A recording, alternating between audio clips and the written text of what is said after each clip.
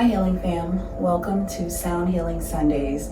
I know I didn't do a live this past Sunday, but I did want to still check in, tune in, and connect about this week's discussion, which is actually involving grief, right? Complicated grief. And I thought, I couldn't leave that topic hanging without further explaining what I meant in that video, and also some processing of that, that experience for people who want to do the sound bath meditation and, just connect it all together. And so I figured it'd be a good opportunity to still sit down this week and make sure that you guys have something to process on your own time this Sunday, as I release it this Sunday.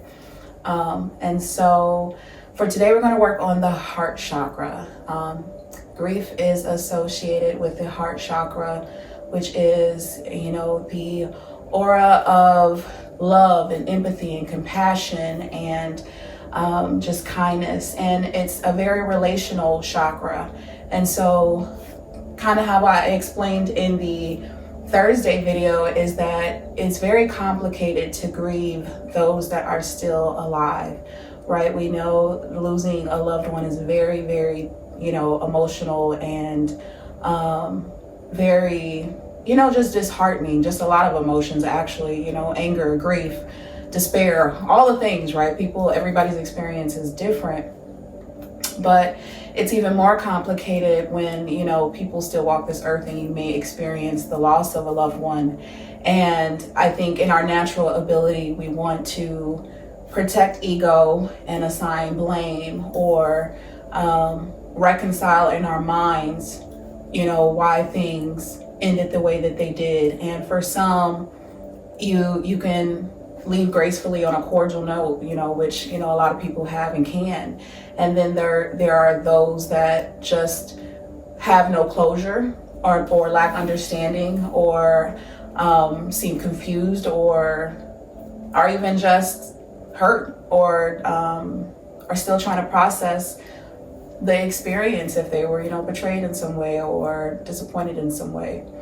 But the purpose of this meditation is it's all about perception of the experience and how I wanted to gracefully communicate the art of detachment in that video is that honestly, when you come to look at people with empathy and compassion, while it's still acknowledging some of their, difficulties with being a healthy person and you acknowledging your own shortfalls as well, it allows you to have more grace and compassion and empathy, and that allows you to heal. It doesn't give someone the escape to not have accountability, but it allows you to look at the intentions behind your actions and what is it from that experience that you need to grow and learn from, right? In a divine way, a radical acceptance is knowing that there's going to be ebbs and flows in life, and there's going to be people realistically who are just not meant to walk your entire path with you on this journey. And that's hard to conceptualize, especially as you're younger, because you just think that some of these friendships or relationships are going to last forever. And when they don't, again, we want to reconcile in some way, who's at fault, who's at blame. And what it does is create such a blockage that we create doubt in ourselves, we create doubt in others. It grows a lot of mistrust, a lot of anger, resentment. And how does that allow you to heal? How does that allow you to embrace new relationships? How does that allow you to trust again, right? It only creates a wall. The detachment is knowing that I'm going to allow you to be human, and we're going to experience this journey together as it benefits us both until it doesn't anymore. And as adults, if we can recognize that this relationship no longer benefits us, I don't have to look at you with hatred. I can just acknowledge that we are not aligned. Our purpose has been met. I had to learn something about myself, about my boundaries, because a lot of what we hold on to, or resentment, the anger and things like that, are things, again, like I said in the video, or what we projected onto people, or expectations we wanted from people. And it's like, let's explore that missing womb. Let's explore, what is it that need that I felt like I needed to receive externally? How did I not give that to myself? Or what is it that I did need, and why did I seek it in the way that I did, right? Like, how can I go about meeting that need in a way that is fulfilling to myself and it doesn't cause harm to others, and it helps me develop and have healthier relationships with other people.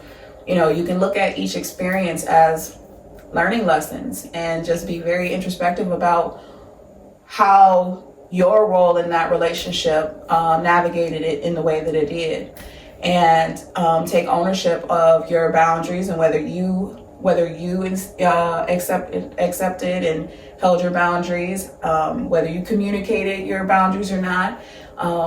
Did you overextend? Did you people please? Were you being guarded? Were you being avoidant? And so there's a full conversation where, you know, when you take ownership of your own relational wounds, whether it's abandonment issues or neglect and things like that, explore that more, not the person. You can detach and just say, we both, honestly, in this world, we both got some learning experiences, right?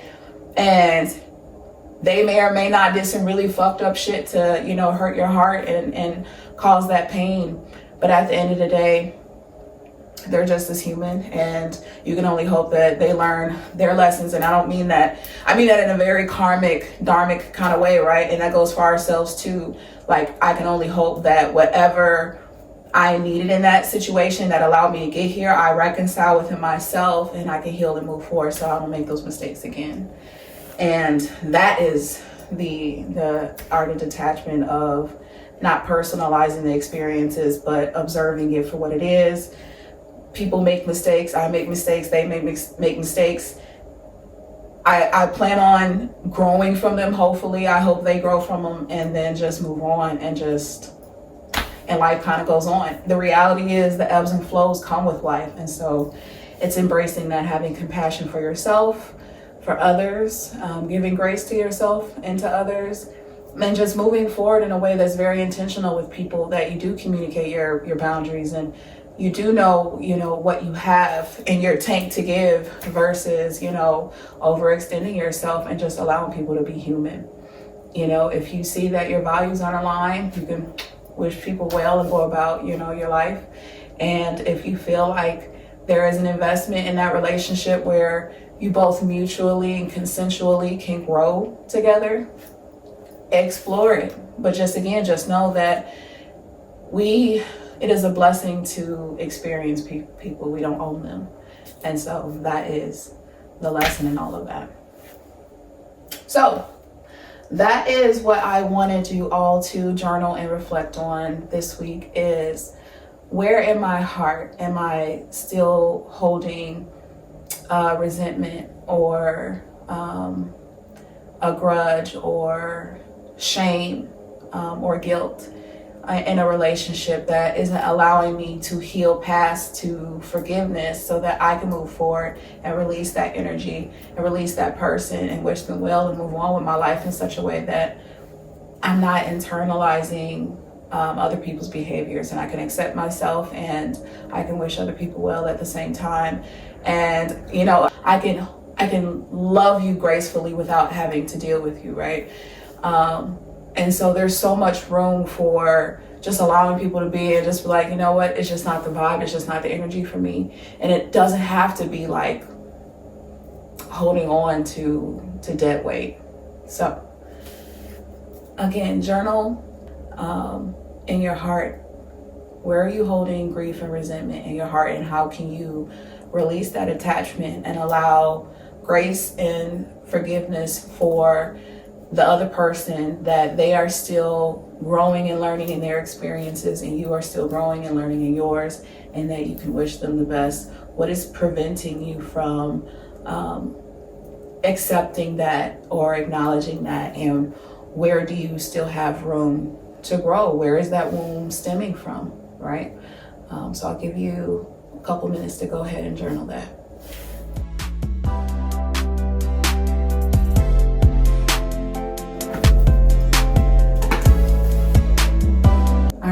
bam. So if you want to lie down or stay seated, you can get seated comfortably with your feet flat on the floor, or you can get down on your mat and lay down, close your eyes and get real comfortable. You can have water nearby if you need so, and we can go ahead and get started.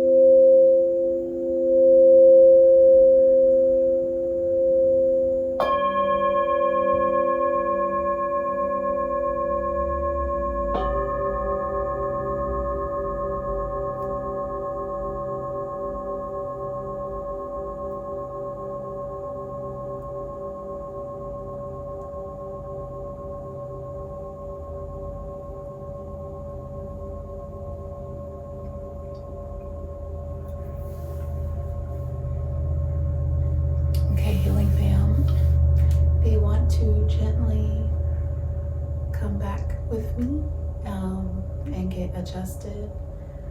You can go ahead and wiggle your toes, move your body around, move your legs, get a good stretch, and gently open your eyes.